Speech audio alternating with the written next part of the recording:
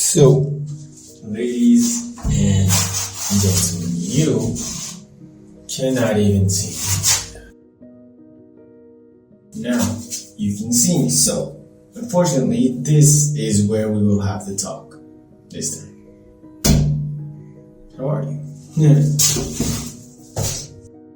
Look, it's so much easier saying you commit to building or breaking a habit than it is actually building or breaking a habit. And look, after a couple of days of trying, we often relapse, but we blame it on our mind not being strong enough, and that's not really the case at all. The man who laid the foundation for the future unification of England literally lost his entire kingdom because of not using the structure to give our mind commands. Let's talk about it. You probably know that in the mid-1800s, England wasn't a united kingdom. It was a bunch of tiny, scattered, smaller kingdoms, very frequently raided by the Vikings. The goddamn Vikings, yes, them. Out of all of these, one of them had a very special case of a ruler, King Alfred of Wessex. King Alfred, his priorities, they were amazing, they were brilliant, they were praiseworthy, but they were mismanaged. He was very devoted, he was very intelligent, he very strongly wanted to strengthen his army, strengthen his kingdom, bring prosperity to his kingdom, but in the days he, very often get lost in studying philosophy and religion. And like I said, those are great things to study, but not when you put them over everything else, especially being the ruler of a nation. One night, whilst he was, getting his precious sleep in his castle after a whole day of incompleted promises, someone who did complete their promises struck him, and that someone struck very, very hard. King Alfred's military was very out of touch with the security measures. They were untrained, they were undisciplined, they were scattered around. And seeing this, a Viking warlord invaded. And within a couple of days, King Alfred had nothing. He lost his kingdom, he lost his power, he was hungry, he was starving, he was alone, he was living in these swamps. In a couple of days. Remember how I said he was very devoted to his kingdom? Looks like it's a little too late for that now, isn't it?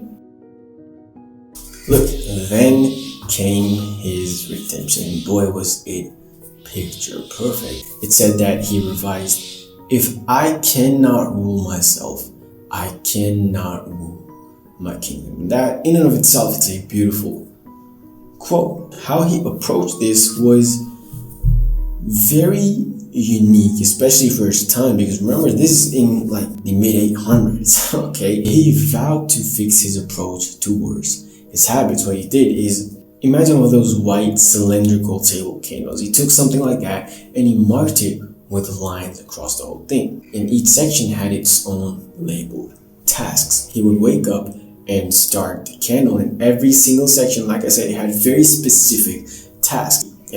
Pray in the small hut I built next to my house. These are hypothetical, okay? Once that section has burned, the next section starts. Train with my army in the open land outside my house. And when that section is over, the next one starts. Plan warfare with my loyal men in the gathering. And when the whole candle is eventually done, it is time to go to bed. Now, fast forward a couple of months.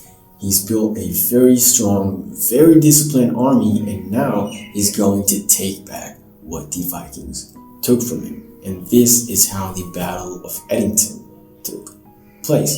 King Alfred's men, they were outnumbered, but King Alfred, learning from his mistakes, he made sure his men were very disciplined, very prepared, and very well trained. So first, they stood their ground, and then they struck back fast.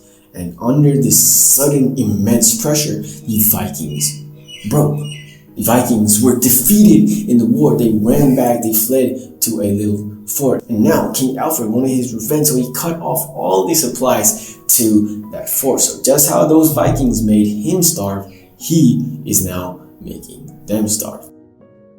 I will do this at this time, at this place. That is how you need to give your mind commands, because when you make it super specific, your brain doesn't have any margin to negotiate its way out of doing that, out of committing to what you said you will. Saying, I'll do 25 push-ups, 25 pull-ups.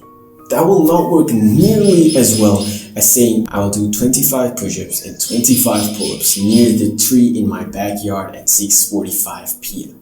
Now, I want you to accept the little gift I wrote for you. In the description of this video, I wrote you complete notes on the topic of specification towards your habits. I really want you to read them, because look, if you don't read them, yes, you will remember King Alfred's story, but you won't know how to implement it and how to take the most out of it for yourself. And I want you to implement this structure before you face the inevitable consequences of not implementing it. I want you to be King Alfred or Queen Alfreda without the rock bottom face. Next Thursday, we'll find a better place to talk about how King Alfred managed to gather those men and turn them into an army that overthrew the damn Vikings. How he managed to do that through proper leadership. And between that, we might just talk about a topic that came to my mind actually at a clothing store. It was why fake confidence is fucking